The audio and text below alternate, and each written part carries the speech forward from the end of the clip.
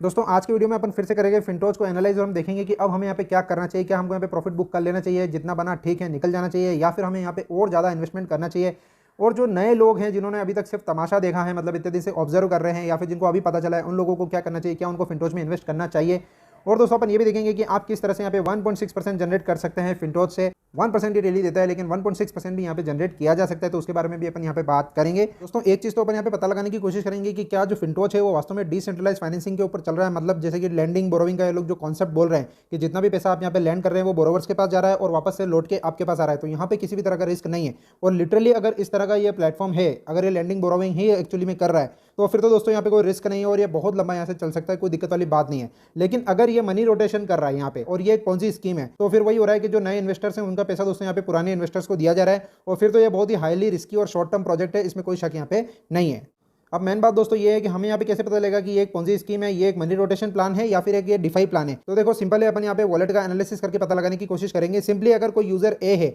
वो अपने पैसे को यहाँ पे लैंड करता है 100 यूएसडीटी, तो वो डेफिनेटली पूल बैलेंस में जाता है। पूल बैलेंस से फिर वो बोरोवर के पास जाता है, बोरोवर से वापस पूल में आता है, वो पूल से वापस वो यूजर के पास आता है। अगर ऐसा होता है तो ये डिफाई प्रोटोकॉल है, यानी कि यहाँ पे लैंडिंग बोरोइंग एक्चुअली में चल रही है, ठीक है। लेकिन अगर दोस्तों ऐसा होता है कि यूजर जो है वो लैंड करता है और जो यूएसडीटी वो पूल में जाता है और पूल से वापस से रोटेट होकर वो यूजर के पास आ जाता है, तो फिर ये डेफिनेटली एक मनी रोटेशन स्कीम है।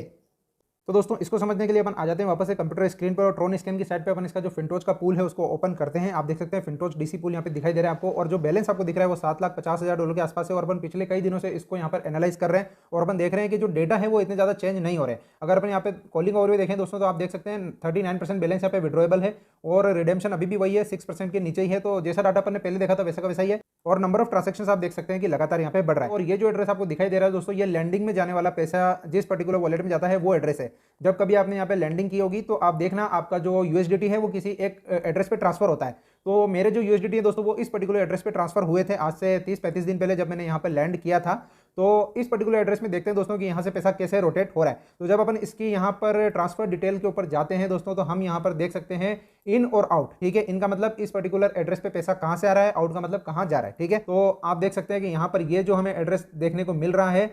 एस यूएसडीटी, ये कौन सा एड्रेस है, इसको क्लिक करके अपन यहाँ पर नए टैब में खोल के देखते हैं। तो जब हम इसको यहाँ पे ओपन करते हैं तो दोस्तों हमें यहाँ पे साफ दिखाई देता है कि ये सनस्वैप का एड्रेस है, ठीक है। तो एस यूएसडीटी, और यहाँ पर बैलेंस भी काफ़ी ज़्यादा है, क्योंकि सनस्वैप और ये जो आप जानते हैं कि स्वैपिंग प्रोटोकॉल्स हैं, इसका मतलब ये है कि जो पैसा हम यहाँ पे लैंड कर रहे हैं वो पैसा कहीं ना कहीं स्वैप होने के लिए आगे जा रहा है। तो ये ओब्वियसली जो है बोरोवर है उसके पास शायद ये जा रहा है, ठीक है। हम देख सकते हैं कि यहाँ पर ये पैसा जो है सनस्वैप से आया है, यहाँ पे इन दिखाई दे रहा है, यानी कि सनस्वैप से होके आ रहा है ये। और अगर अपन यहाँ पे आउट में जाके देखें तो क्या ये सनस्वैप में गया भी है, तो ये भी हमको देखना पड़ेगा। तो आप देख सकते हैं यहाँ पे एस यूएसडीटी यहाँ पर आउट में भी हमको दिखाई दे रहा है, इसका मतलब ये सनस्वैप में जा भी रहा है और आ भी रहा है। और यही पैसा दोस्तों अगर अपन देखें तो यहाँ पर आप देख सकते हैं आउट में यहाँ पे फिनटोज डीसी का जो मेन यहाँ पे पूल का एड्रेस है वो भी आपको यहाँ पे दिखाई दे रहा होगा। तो ये देख सकते हो आप, ये वही एड्रेस है जहाँ पर पैसा जा रहा है। तो मनी तो दोस्तों यहाँ पे डेफिनेटली रोटेट भी हो रही है और ये लैंडिंग प्रोटोकॉल के अंदर भी जा रही है, दोनों चीज़ें हमको यहाँ पे दिखाई दे रही है। तो दोस्तों इस पर्टिकुलर चीज़ से अपन ये कंक्लूजन यहाँ पे निकाल सकते हैं कि इन्होंने जो प्रोजेक्ट डेवलप किया है वो बहुत ही ज़बरदस्त स्मार्ट तरीके से डेवलप किया है, और उसके अंदर इन्होंने कोई लूप होल यहाँ पे नहीं छोड़ा है, ठीक है।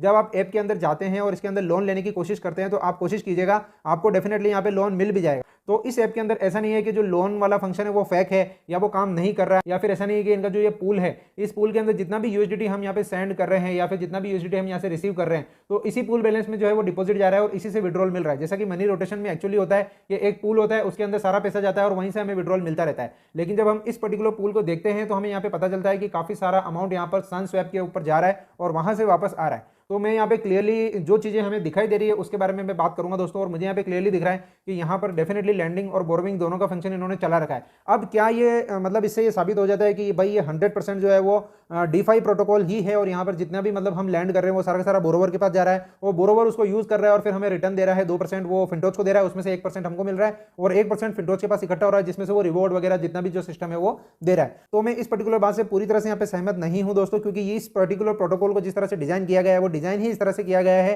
कि इसमें जो पैसा है दोस्तों वो कई सारे स्मार्ट कॉन्ट्रैक्ट से रोटेट होता हुआ आपके पास वापस आ रहा है। तो जब इसको आप एनालाइज करने की कोशिश करेंगे तो आपको डेफिनेटली सनस्वैप के अंदर काफी ज्यादा स्वैपिंग इसके अंदर देखने को मिलेगी। निश्चित रूप से ये बोरोवर भी हो सकते हैं, लेकिन ये भी हो सकता है दोस्तों यहाँ पर कि इन्हीं के लोग या इन्हीं के जो अकाउंट्स हैं वो इस तरह से उसके अंदर स्वैपिंग कर रहे हैं और पैसे को जो है वो इधर से उधर रोटेट कर रहे हैं। तो इसके बहुत ज्यादा यहाँ पर हाई चांसेस हैं, और मैं आने वाले वीडियो के अंदर दोस्तों इसका खुलासा भी करूंगा कि इस प्रोटोकॉल को किस पर्टिकुलर एड्रेस से बनाया गया है और वो जो एड्रेस है वो किस पर्टिकुलर किसी बड़े एक्सचेंज से लिंक है या नहीं है। तो वो मैं आने वाले वीडियोस के अंदर एनालाइज करूंगा। लेकिन आज के इस एनालिसिस से दोस्तों हमें एक चीज तो पता चलती है कि इस प्रोटोकॉल को बहुत ही जबरदस्त स्मार्ट तरीके से बनाया गया है और इसके अंदर लूप होल निकालना आसान काम नहीं है, क्योंकि इन्होंने स्ट्रेट फॉरवर्ड स्कीम क्रिएट नहीं किया है कि कोई भी आएगा और वो ब्लॉकचेन के ऊपर देख के पता लगा लेगा कि भाई इनका जो है पैसा इधर से इधर जा रहा है और ये इजीली यहाँ पे रोटेट कर रहे हैं। तो ये बड़े कॉम्प्लेक्स तरीके से इस पर्टिकुलर पैसे को रोटेट कर रहे हैं, जो कि डीकोड करना मतलब किसी के लिए भी आसान यहाँ पर नहीं है। तो दोस्तों अब अपन यहाँ पे मेन बात पे आते हैं कि क्या हमें यहाँ पे बना रहना चाहिए या यहाँ से निकल जाना चाहिए। तो दोस्तों जिस तरह से इस पर्टिकुलर प्रोजेक्ट को बनाया गया है और जिस तरह से इसको ग्रूम किया जा रहा है, उस हिसाब से मुझे किसी भी तरह से नहीं लगता कि ये आने वाले कुछ मतलब शॉर्ट पीरियड ऑफ टाइम के अंदर स्कैम कर जाएगा या कोलैप्स हो जाएगा।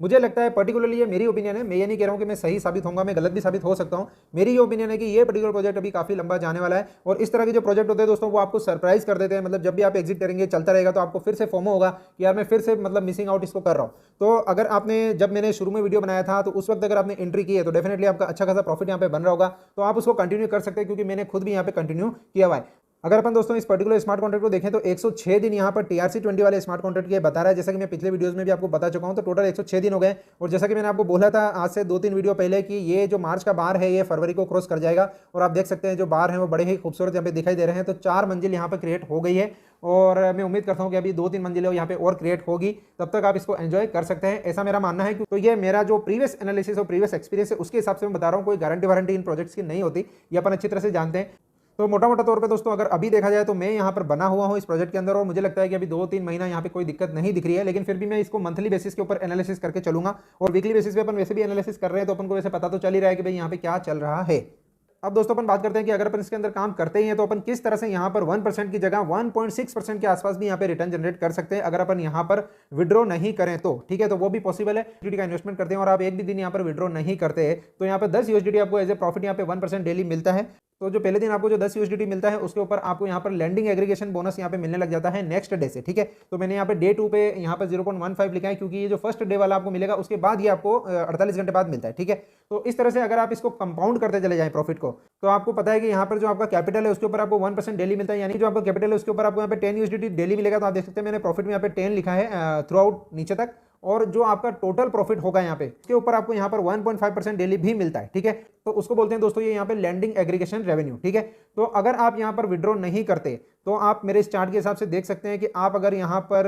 डे 62 तक कोई भी विड्रॉल नहीं लेते तो आपका जो टोटल प्रॉफिट है दोस्तों वो हो जाएगा $1011, यानी कि आपका जो कैपिटल है वो ऑलमोस्ट यहाँ पे डबल हो जाएगा। तो दोस्तों अपन यहाँ पे कह सकते हैं कि 1.6% के आसपास आपको डेली प्रॉफिट बैठेगा ये, अगर आप यहाँ पर 62 डेज तक होल्ड कर लेते हैं तो, ठीक है। अब बहुत से पोस्ट यहाँ पे ऐसे भी सर्कुलेट हो रहे हैं कि $10,000 $8,000 भी एक साल के अंदर बन जाएगा, क्योंकि ये कंपाउंडिंग जो यहाँ पे चलती रहेगी, लेकिन ऐसा नहीं है। इसके अंदर सिंपल सा रूल ये है कि आपकी जो यहाँ पर कैपिटल है दोस्तों वो $1,000 है, और जैसे ही आपका प्रॉफिट यहाँ पर $1,000 को टच करता है वैसे ही दोस्तों आपका यहाँ पर जो लैंडिंग एग्रीगेशन का जो रेवेन्यू आपका 1.5% आ रहा है वो आना यहाँ पर बंद हो जाता है। और मैंने दोस्तों यहाँ पर देख सकते हैं आप यहाँ पे नीचे ये वैल्यूज लिए हैं, तो इसको मैं यहाँ पे कर देता हूँ 0, यानी कि फिर आपका यहाँ पर लैंडिंग जो एग्रीगेशन पूल रेवेन्यू है वो नहीं आएगा, वो यहाँ पर 0 आएगा। तो फिर उसके बाद दोस्तों 63 डेज से आपका यहाँ पर ओनली $10 ही प्रॉफिट आएगा, ठीक है। तो उस हिसाब से आप देख सकते हैं कि फिर वापस से आपका यहाँ पर जो रेवेन्यू है वो कम होने लग जाएगा, ठीक है। तो 62 डेज तक आप यहाँ पर डबल कर सकते हैं। एक चीज और आप यहाँ पे कर सकते हैं कि जैसे आपका 62 डेज होने वाला है, अगर मान लीजिए आप ऑलरेडी काम कर रहे हैं और आपका यहाँ पर अच्छा खासा लैंडिंग एग्रीगेशन रेवेन्यू आ रहा है, तो आप अपनी कैपिटल को यहाँ पर बढ़ा सकते हैं। मतलब आप यहाँ पर आपके जो प्रॉफिट है उसमें से कुछ अमाउंट को यहाँ पे विड्रॉ कर लें, प्रॉफिट में से विड्रॉ करके उसको कैपिटल में डाल दीजिए, तो वो कैपिटल का अमाउंट जो है वो प्रॉफिट से ज्यादा हो जाएगा, तो आपका जो लैंडिंग एग्रीगेशन रेवेन्यू है वो रेगुलर यहाँ पर आता रहेगा, ठीक है। तो इस तरह से मुझे लगता है दोस्तों अभी 1-1.5 महीने यहाँ पे कोई दिक्कत वाली बात नहीं है, और जिस तरह से अपन यहाँ पर बने हुए हैं तो अपन इसको प्रॉपर एनालिसिस करके ही आगे बढ़ रहे हैं, और आगे देखते हैं कि यहाँ पे क्या होता है कैसे होता है, वो तो आने वाला वक्त ही दोस्तों बताएगा। और मेरी एक राय दोस्तों इसमें जरूर रहेगी कि इसको आप इस तरह से न लें कि भाई ये कोई बैंक है या फिर कोई ये सेफेस्ट ऑप्शन है तो आप बहुत बड़ा अमाउंट यहाँ पे डाल दें, क्योंकि मैंने देखा है बहुत से लोगों ने यहाँ पे $20,000 से लेके $50,000 का इन्वेस्टमेंट भी किया हुआ है, ठीक है। उनकी रिस्क एपेटाइट है, वो $50,000 लगा सकते हैं, लेकिन आप ये सोच के न लगाएं कि ये एक कोई बहुत ही सेफ ऑप्शन है और यहाँ पर आपका जो है बिल्कुल रिस्क फ्री जो है वो इन्वेस्टमेंट हो रहा है। तो ऐसा बिल्कुल भी नहीं है, डेफिनेटली रिस्क इसके अंदर है, क्योंकि बहुत सारे नेगेटिव्स इसके हैं जो मैं ऑलरेडी डिस्कस कर चुका हूँ, और आने वाले वीडियोस के अंदर में भी मैं आपको बताऊंगा कि यहाँ पे कुछ और नेगेटिव्स भी है जो मुझे पता चले, ठीक है। तो आप इसको बिल्कुल श्योर 100% जो है वो सेफ मान के नहीं चलें, डेफिनेटली रिस्क है। सिर्फ हम यहाँ पे ये देख रहे हैं कि अभी अपन जिस पॉइंट पे खड़े हैं वहां से हम कितनी दूरी तक इस पर्टिकुलर प्रोजेक्ट को देखते हैं, ये हम यहाँ पर देख रहे हैं, तो उसके हिसाब से हम यहाँ पे डिसीजन ले रहे हैं। तो उम्मीद करता हूँ दोस्तों आज का जो एनालिसिस है वो आपके लिए हेल्पफुल साबित होगा।